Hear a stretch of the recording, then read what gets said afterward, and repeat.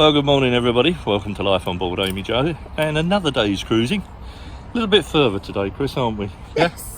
Yeah? We're actually going to go up the Stourbridge Canal and then down the Stourbridge Arm, because we've not done that bit. We've done the Stourbridge Canal before, but the Arm we bypassed. So today's run is down into Stourbridge itself. Got my windlass ready. It's got a windlass ready. We've got 4 locks to deal with when we make the turn at the junction, and then it's just a plain run down the Arm to Stourbridge. And Smudge is ready.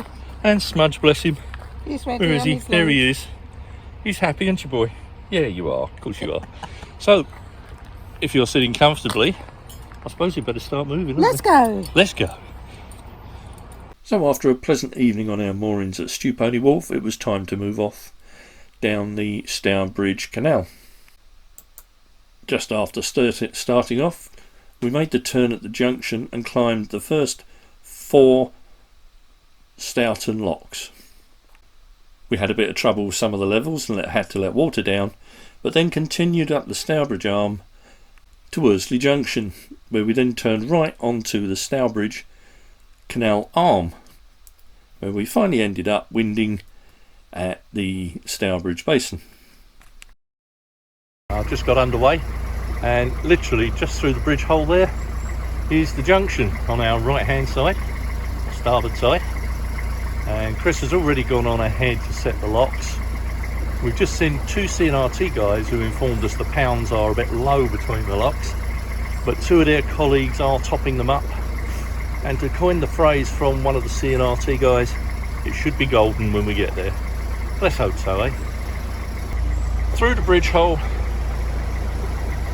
a tight turn, and there's the first of the 4 Stoughton locks. Stoughton lock number 4 is the first one to deal with. 2 close together, then a pound, and then 2 more close together.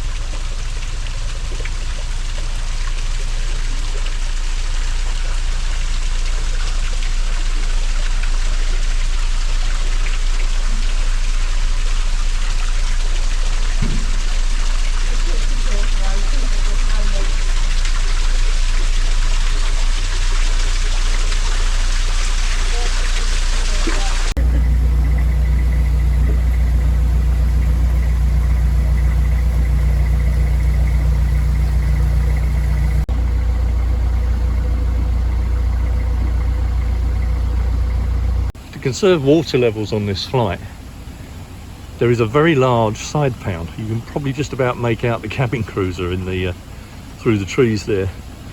This side pound is fed by the bywash from the lock above, but it also helps to conserve water for letting down on this lock. So the water let down from this lock, which is lock number 3, second lock in the flight for us, goes into this tiny little pound that diverts off into the large pound over the back that we saw earlier, thus saving water.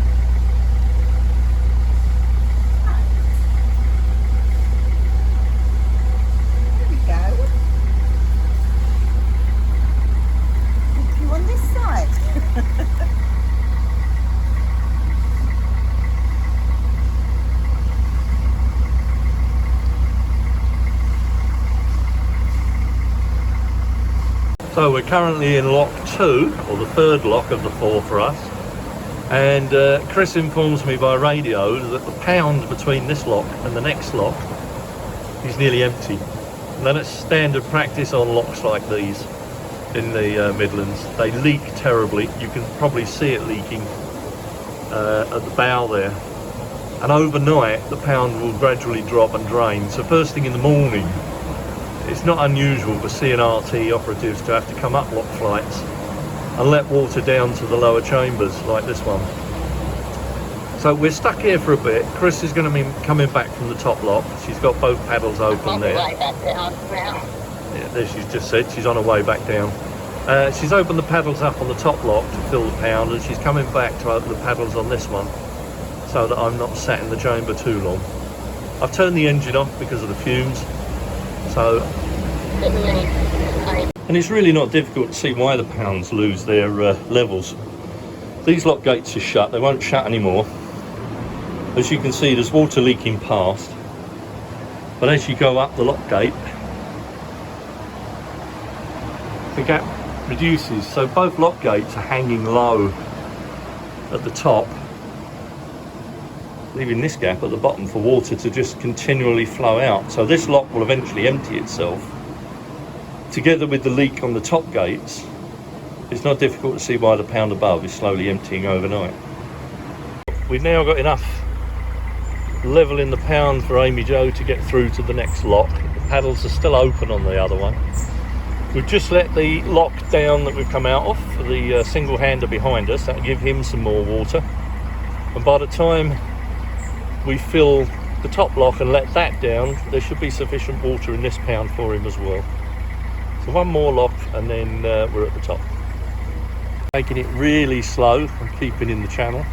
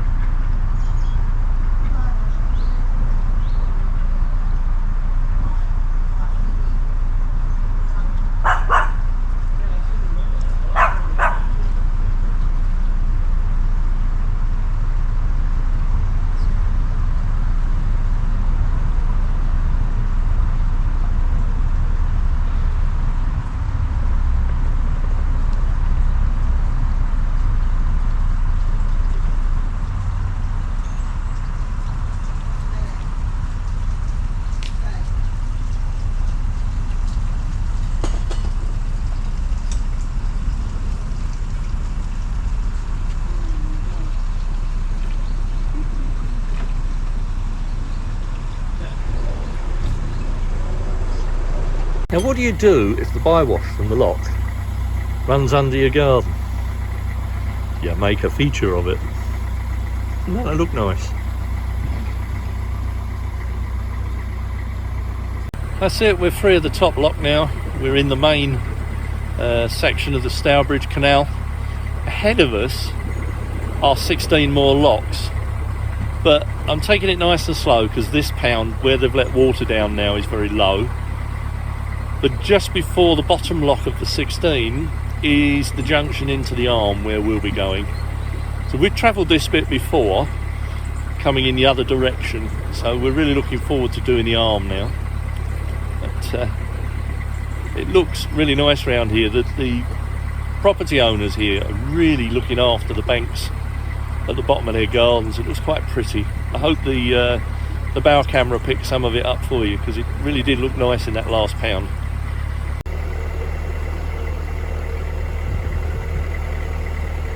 Breaks my heart to see old working boats left like this. The cargo she must have hauled in her day, and she's just been left to rot, bless her. She was here last time we come through, and there's a serious degradation of her condition since we came through. But what a sorry sight, bless it.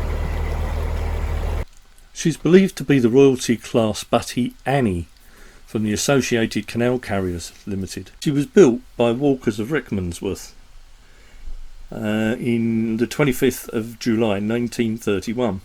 She was one of 2 wooden butties built by Walkers of Rickmansworth, and she was sold to Thomas Clayton Limited in 1943 and used as a rubbish boat.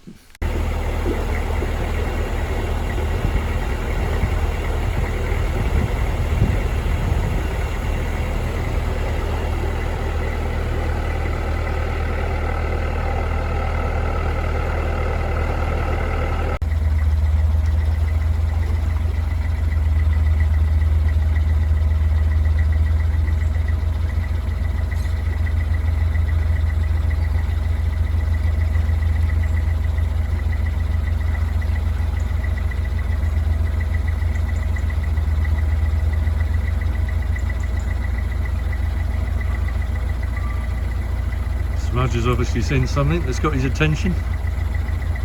Is it a cat? Can't see anything. His eyesight's far better than ours because we can't see anything.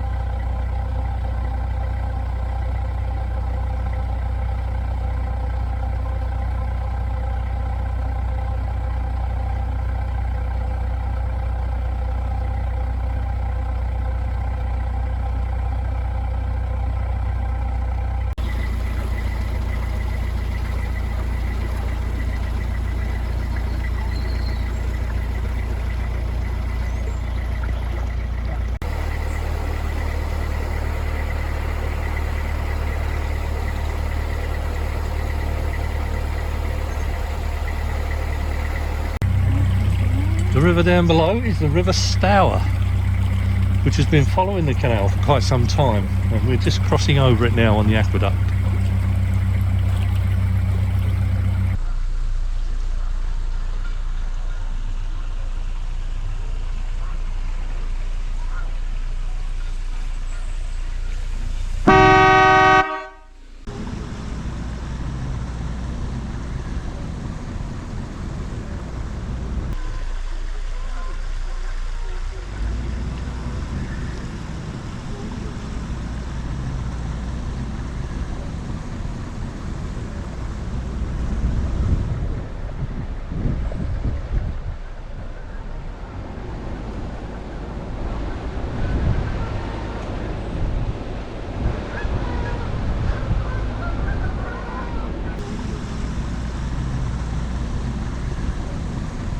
As you saw there, we just made the turn onto the Stourbridge Arm, and it's quite a narrow canal, this little piece, so we're going to have to watch our step.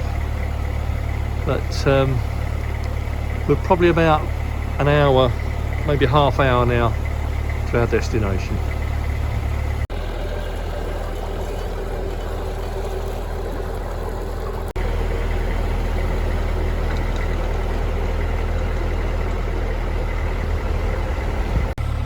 This is the old Dial glassworks. Dials are being spelt D-I-A-L. It looks rather disused at the moment, but I could imagine in its day thousands and thousands of pieces of glass work would have been leaving its doors on the canal here. This stretch of the canal is full of lilies, and some of them have got huge leaves. I've never seen lilies with leaves as big as this. But the Pearsons did warn us of this, and I found the best way to deal with them is to just keep the speed down and just move slowly through them, and they seem to just wash aside. But the wildlife's still good here.